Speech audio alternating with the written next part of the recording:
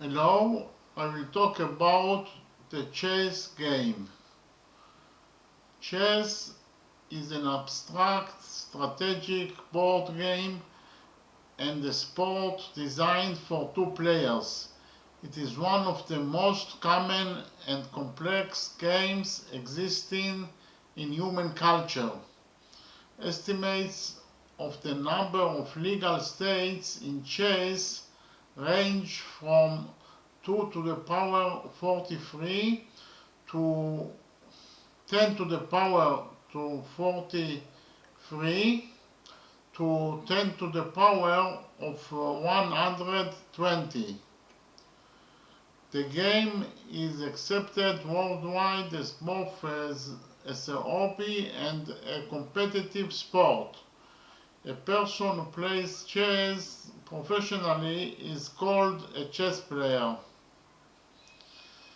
Victory in the game is achieved when one of the kings is threatened in chess, but one of the opponents one of the kings is threatened in chess by one of the opponent's pieces, cannot eat the threatening piece, block the threat with another piece, or escape from the threat to a square where it will not be threatened. So you will win the game if you threaten the opponent's king, and your opponent cannot remove the threat in any way. Then in this situation you are the winner of the game. Now I will talk about basic concepts in chess.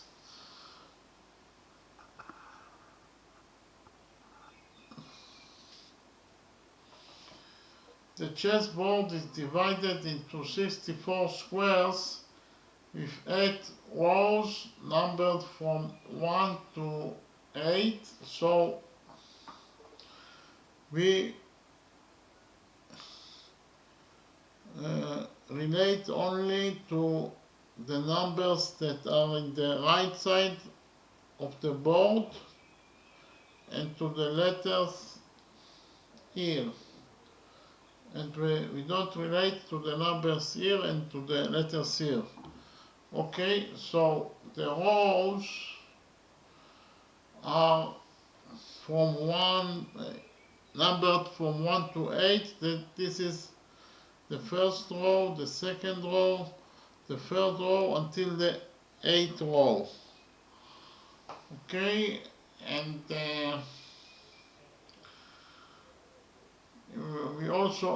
we have in total 8 rows and 8 columns marked with the letters A to H. So we relate only to those letters, and this is column A, column B, column C, column D until column H.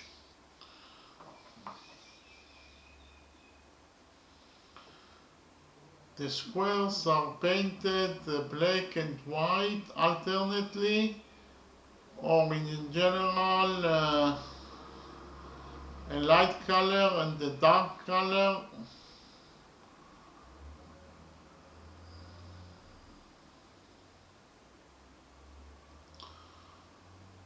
Um, we should place the board so that the rightmost square in the row closest to each player is white. So the closest row to me is, of course, this row, and the rightmost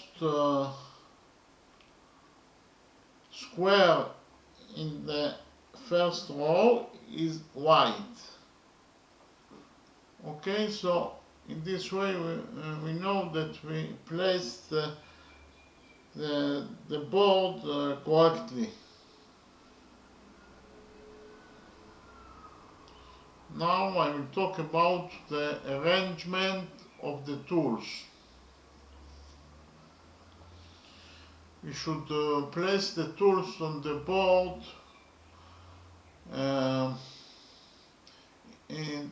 first of all in the row closest to each player from outside to inside.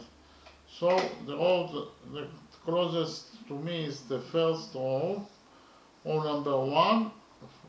We will place them from outside to inside. We should place the 2 rocks on the outermost squares. Those are the outermost squares, and those are the rooks. We should place the rooks in the outermost squares. Then 2 knights.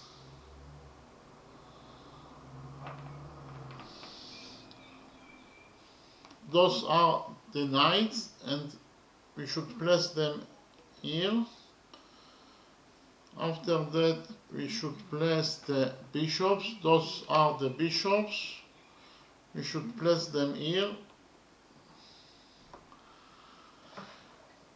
And in the 2 central squares remaining in the row, we should place the queen in column number 4. Column number 4 is, this is column 1, column 2, column 3, and that is column number 4. We should place here the queen. And then in column number 5 we should place the king. This is the king. We should place him in column number 5 in the first row.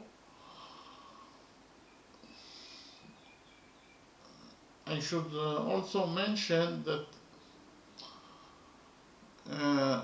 queen should be placed in her color. So the white queen should be placed on a white square, and the black queen, this is the black queen, should be placed in a black square. Okay.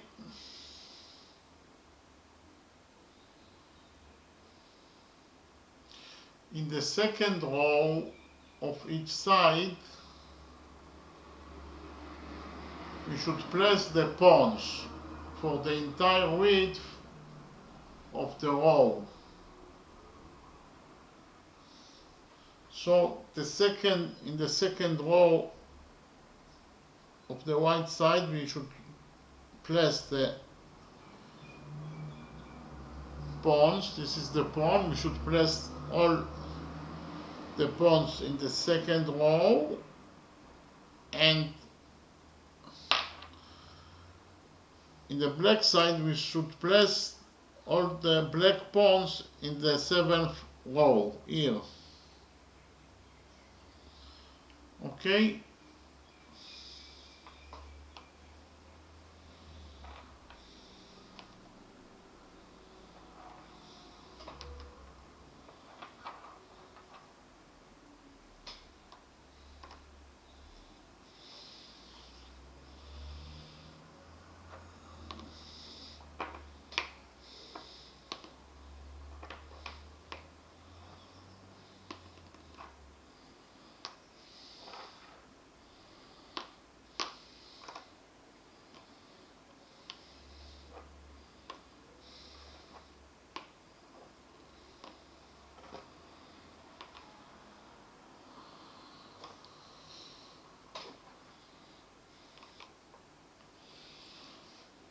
So that is the beginning position of the game.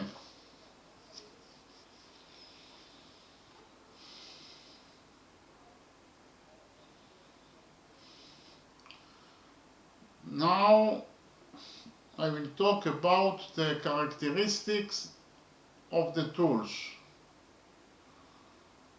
We will start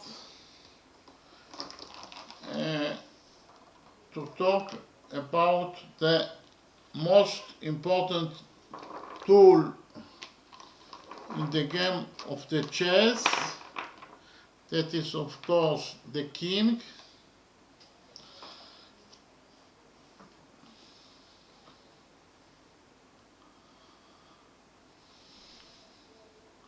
He can move. The king can move in any direction, straight or diagonal, one square in each direction. So he can move one square backwards, one square here, one square here, one square here, one square here, here, here, and here. So from that position, in total, he could move to one of the 8 squares. Okay, he has 8 options to move, but we have also another option, and in that option he could move 2 squares. That option is the option of castling. We do the castling in order to defend, to protect the king. So the castling, the short castling is, you do it like that. So you see that the king actually moved 2 squares,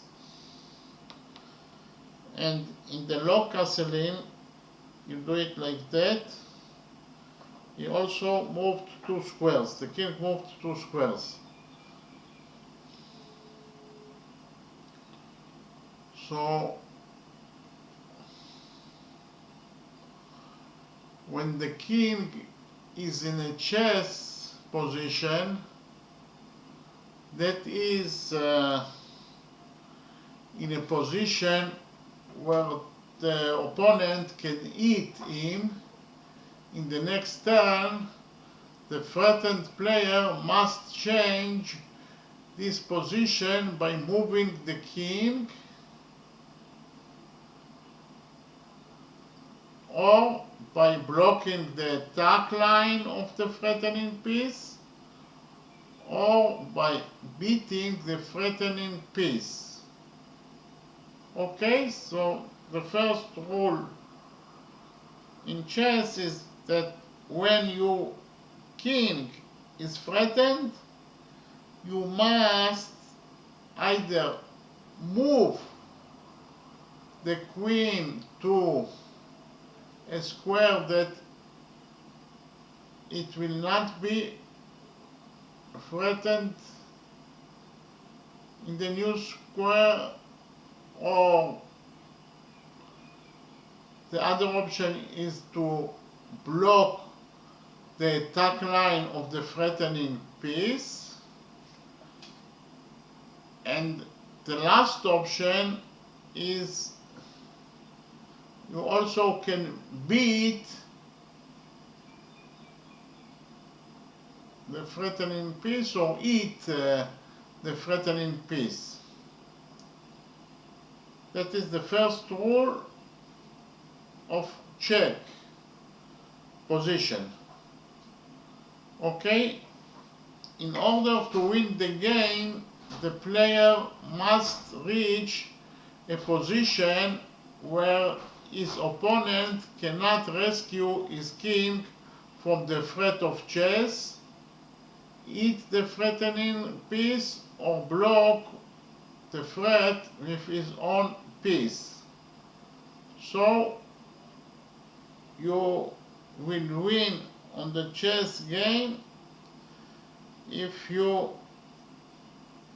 are threatening the opponent's king and he can not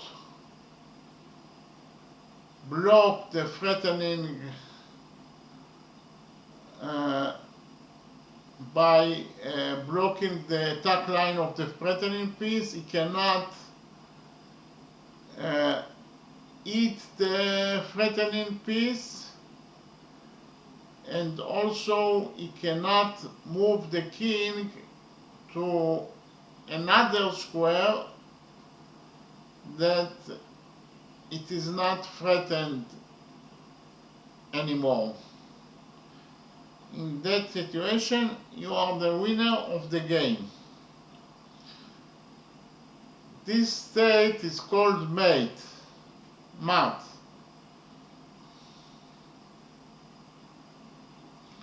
Despite its value as the most important tool, the king's movement is relatively limited because he can move only one square to any direction,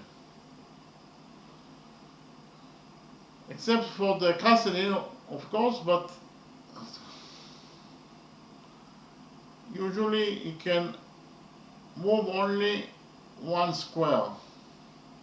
Unlike the other tools, it is not possible to evaluate the king with points for changing tools because the king is not a tool that can be given up.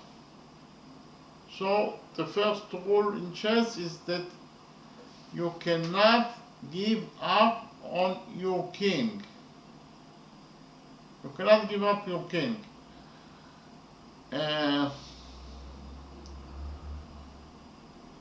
But in terms of its value, in the sense of the balance of forces and its tactical abilities in the game, it is estimated at about 2.5 points.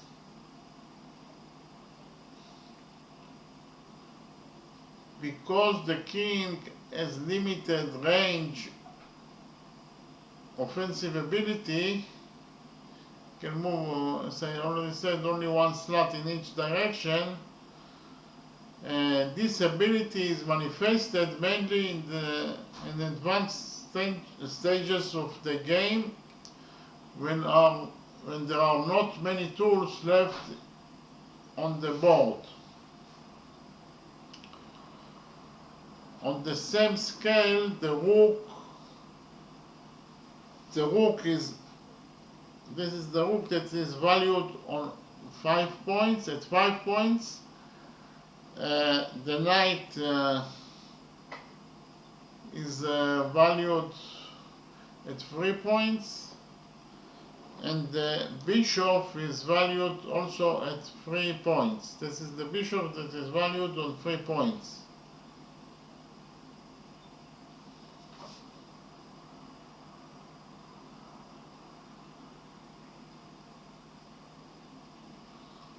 Okay, so we finished to talk about the king.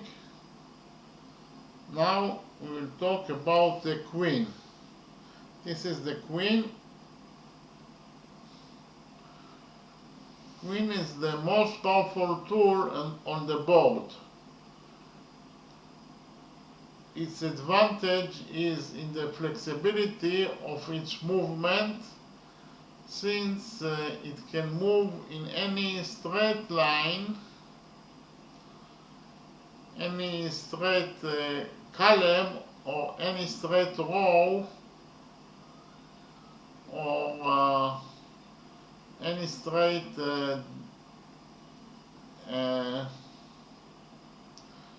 any diagonal, and as many squares as it wants in the same row or in the same diagonal or in the same column. So in this position the king is in the square that his name is E4. The name of the square is E4 because it is E column and row number 4, so it is the name of the square is E4. From E4 you can move to any square in the diagonal, in the white diagonal that starts from edge 1 and ends at A8. So you can move in any square in that diagonal, and he also can move in any square at the column E. You can move any square at the column E like that.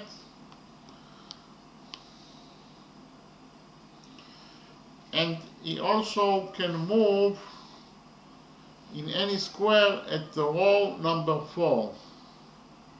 This is row number 4. You can move at any square at row number 4. Okay? It is customary to estimate the queen at about 9 points. Okay, we finished to talk about the queen. Now we will talk about the rook. This is the rook. The rook can only move along the columns or along the columns or rows. So you can move along the column E, any square in column E,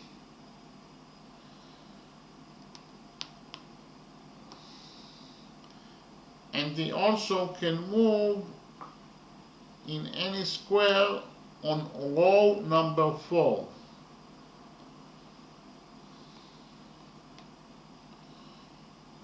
Okay?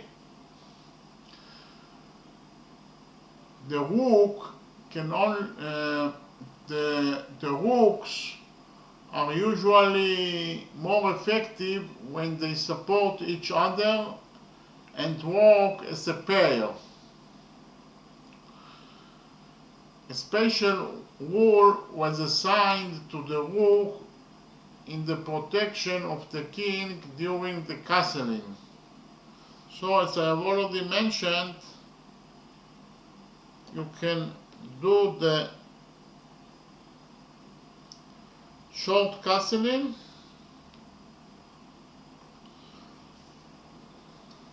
or you also can do the long castling.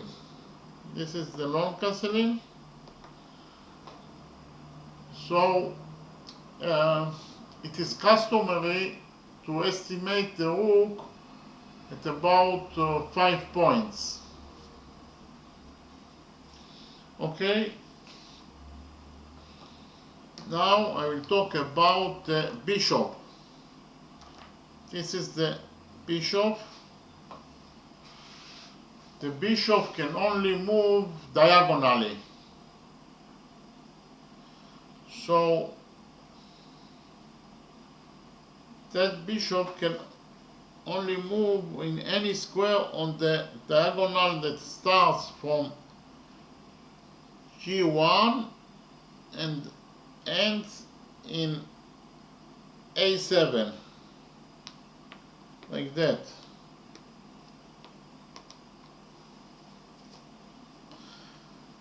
This is one option, and he also can move in that diagonal that starts from A1 and ends at H8. Okay, we should consider only the numbers here in the right side of the board and the letters here.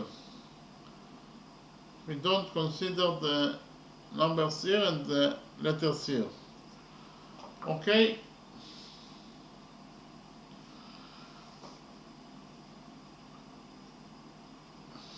The bishop is especially effective in open situations. The bishop is the only tool that is limited to one slot color and cannot switch to the other color. So that bishop, this bishop can move only on the black colors. He cannot switch to the white color.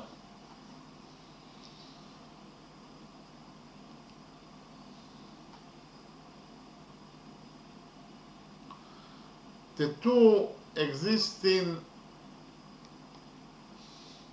bishops together cover both colors of the board.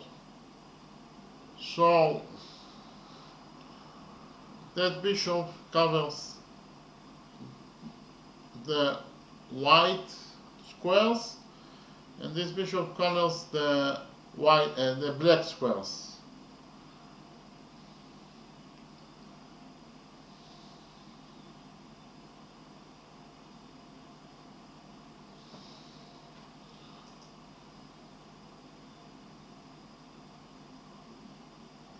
So in the event that one bishop is lost, part of the control over the board is lost. So if one bishop is lost, in that situation the white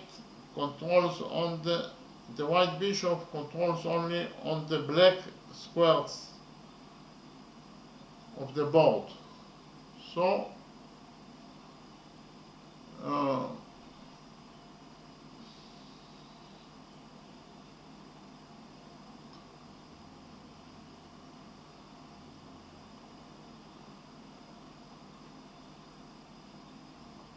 part of the control over the board is lost, yes? It is usually estimated at about 3 points, but with the development of modern chess engines, it has been proven that its value in the relative majority of positions, is estimated at 3.25. This is something that's subject to dispute.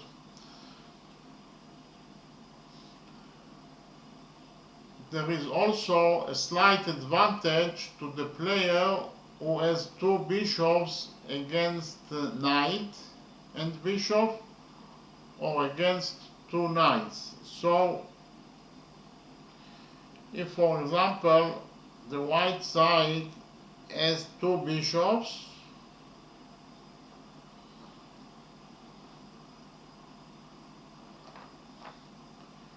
and the black side has bishop and knight and bishop, so in this position the white side has a slight advantage on the black side, and also if the black side has only two bishops and the white, if the black side has two knights and the white side has two two bishops, the white side has a small advantage on the black side. Okay.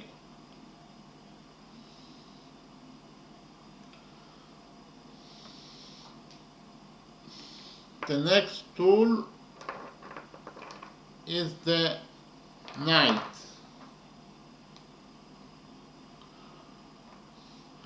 The knight has a special movement that combines straight and diagonal movement.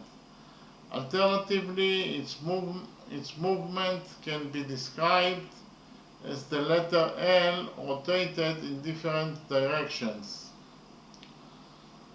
So we can describe the movement of the knight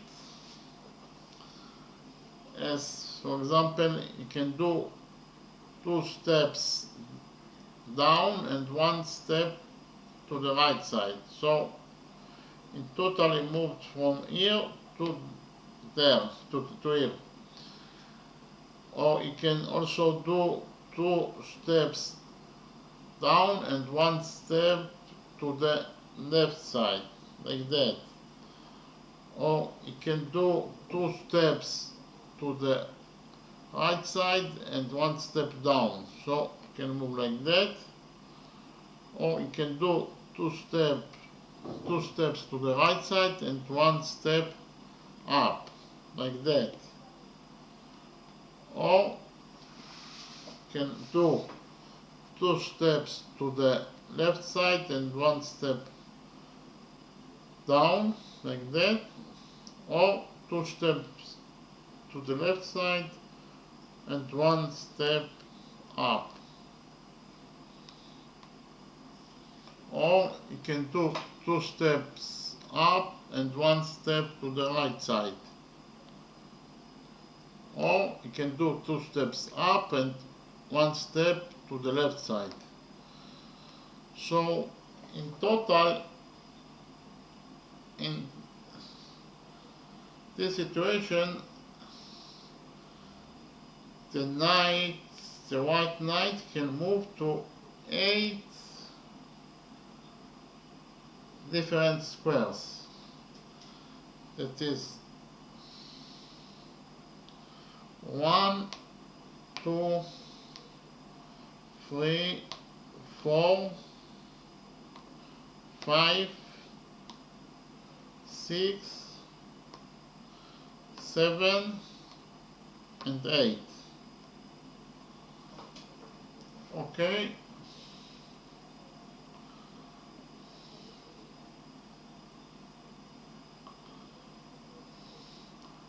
The knight is especially effective in close situation and in the execution of a fork that is a threat to several tools at the same time. Okay, so for example, we'll explain what is a fork.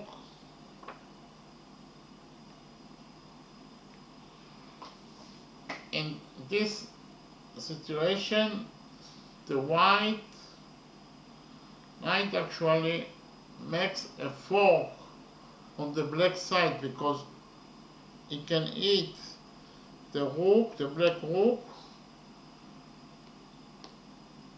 and he also can eat the queen. So because he threatens to eat 2 tools of the opponents at the same time, you call this situation as a fork. And you can also create a situation that he actually can threaten on 8 tools at the same time.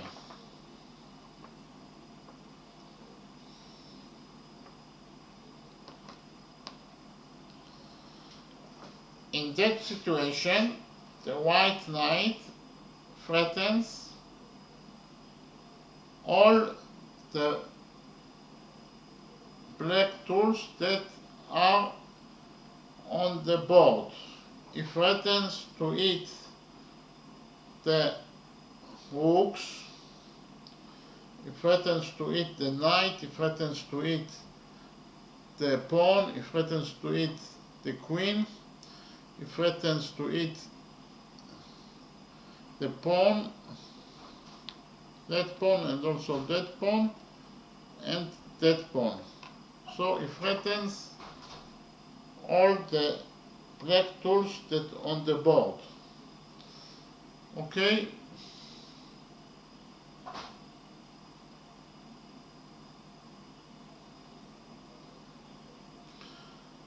The knight usually estimated at about 3 points and slightly less than the bishop, because the bishop is estimated at 3.25 points. Okay. The last tool that I will talk about it is the pawn. This is the pawn.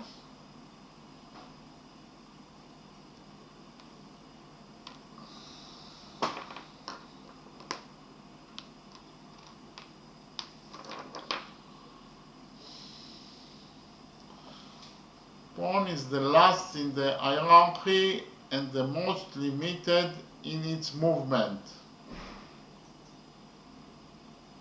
Also known as soldier.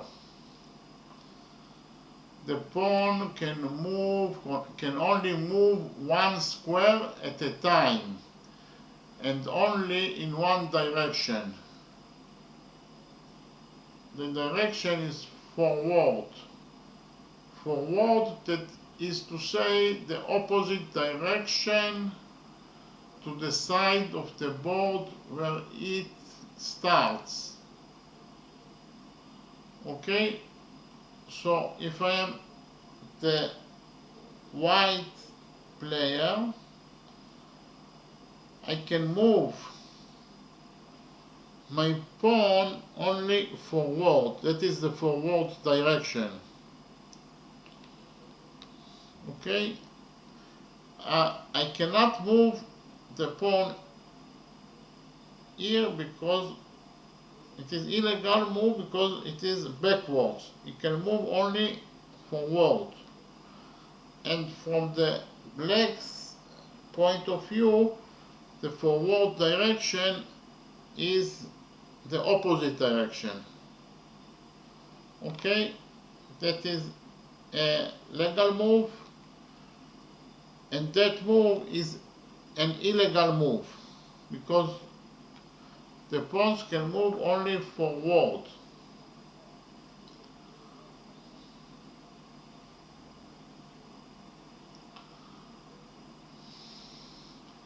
So the movement of the pawn is restricted only to forward, which means that is likely to get stuck when the square in front of it is occupied by another piece. Okay? In this position, the pawn e4 is stuck because the square e5 is occupied by the black pawn, so it cannot move. And we can say that the black pawn that is on e5, it is also stuck because the square e4 is occupied by the white pawn. Okay?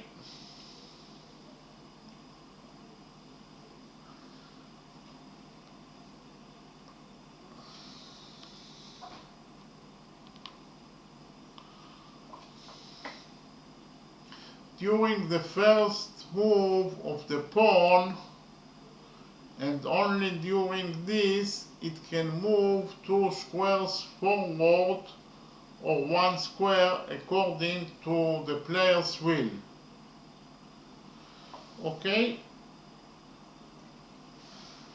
So only when the pawn is in the second row, it can move 2 squares.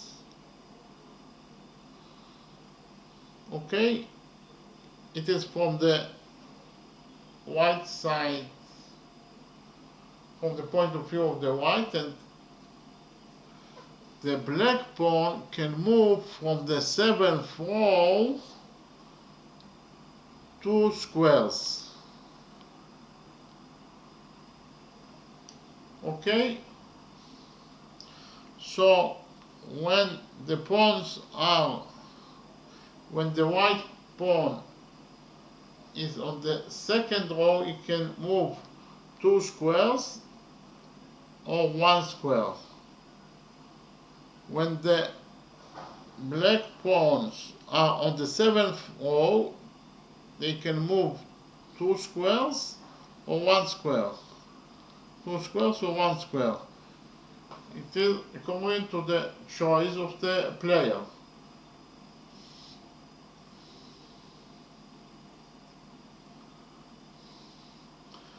The way pawn eats is different from its usual way of moving. The way that the pawn eats or beats, yes, is not the same way as he moves. So in this situation,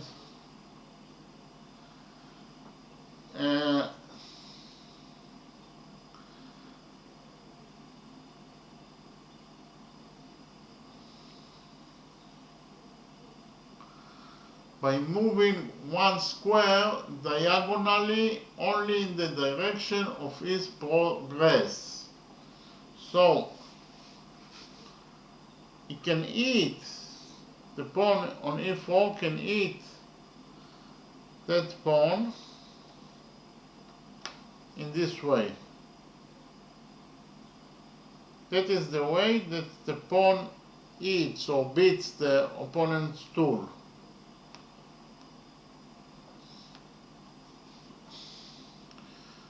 The white pawn can beat the black pawn like this, or also if it is the black's turn, you can beat the white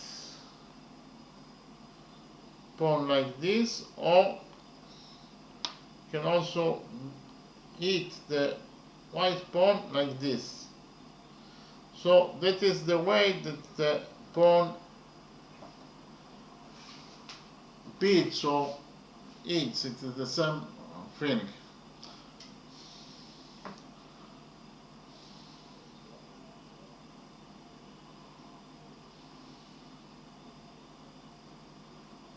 Despite being a weak tool due to its limited movement, pawns have an advantage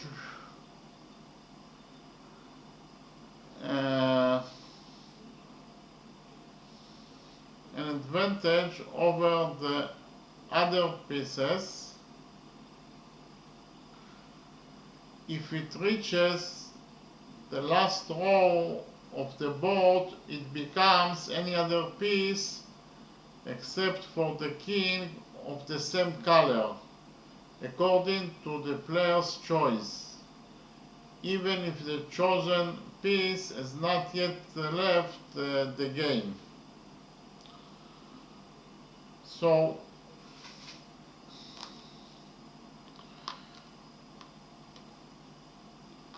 if the white pawn reaches to the 8th row, in this situation you can change it to other tool. You can change it to a queen or to a rook or to a bishop or to a knight. And you also can change if this pawn arrives to the 8th row, you can change it to another queen. So theoretically you can have 9 queens on the board at the same time. This situation is called crowning.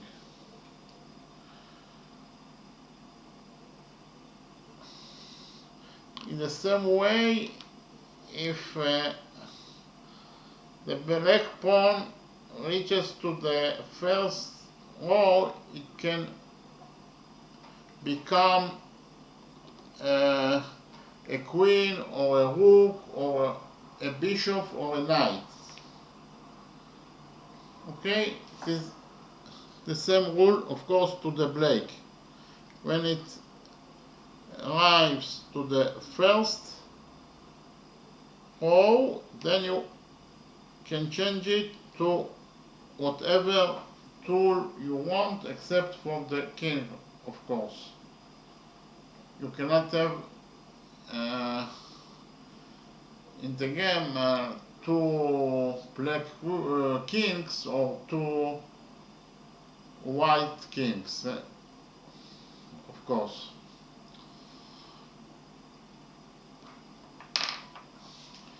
It is customary to estimate the pawn in 1 point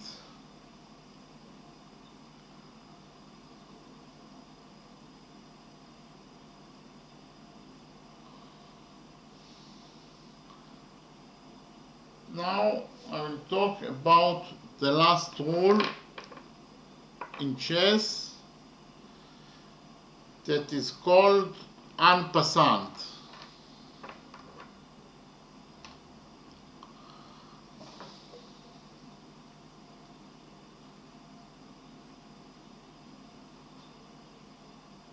En passant is a special method of capturing in chess that occurs when a pawn captures a horizontally adjacent opponent's pawn that has just made an initial 2-square advance. The capturing pawn moves to the square that the opponent pawn passed over, as if the opponent pawn had advanced only 1 square. So, if the white pawn does 2-square move, then the black can capture that pawn like this. Okay? So, if he does 2 moves, 2-square forward, then the black can capture that pawn like this.